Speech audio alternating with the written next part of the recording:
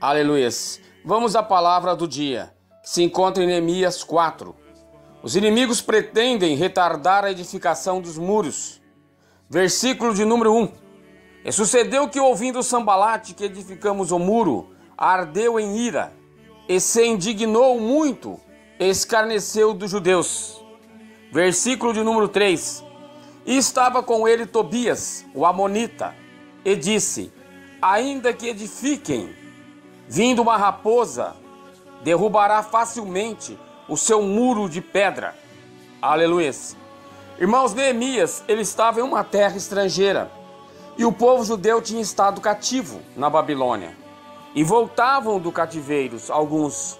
Nesta época, os muros de Jerusalém estavam completamente destruídos. Jerusalém estava totalmente acabada. Era monte de pedras em cima de pedras. Aqueles que não tinham sido levados em cativeiros estavam completamente na miséria e sem forças para fazer nada por aquele lugar. Assim Deus levanta um homem para reconstruir os muros de Jerusalém, Neemias. Deus coloca em seu coração a vontade de fazer alguma coisa por aquele lugar. Neemias era uma pessoa comum. Ele era copeiro do rei da Pérsia, que ouviu de seu irmão e alguns de Judá que haviam escapado do cativeiro e estavam em Suzã, a fortaleza, que cidade de Jerusalém estava toda acabada, toda derrubada. A Bíblia, a palavra do Senhor em Neemias 1:4, nos sucede que, quando ele ouviu as palavras destes homens, ele chorou muito e lamentou-se bastante.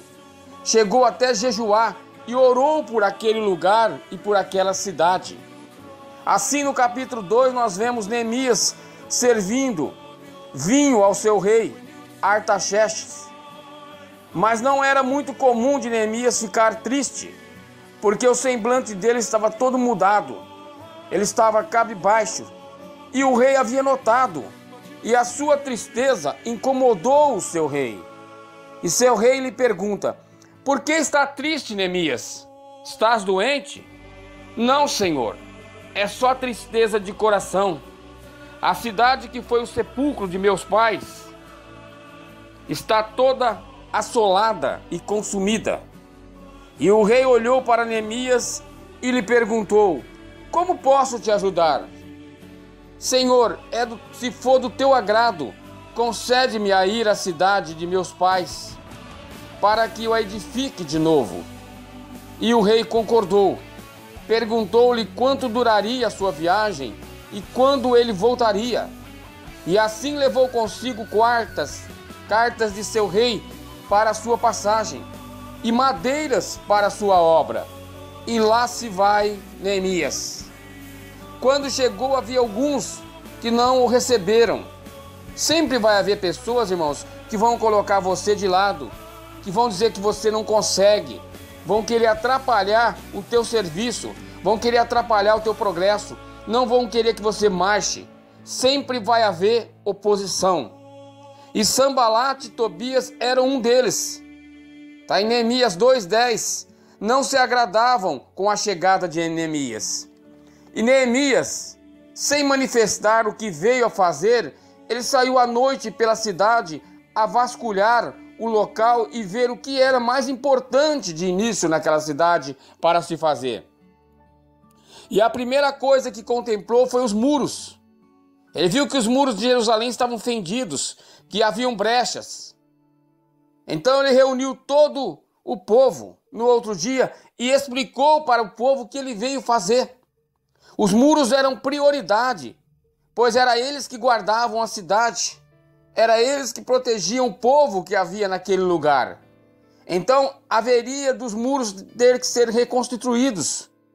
E assim ele pôs a mão na massa e começou a reerguer os muros. Mas os seus inimigos faziam de tudo para retardar a sua obra. Sambalate e Tobias conspiravam a todo instante para surpreender e intimidar Neemias.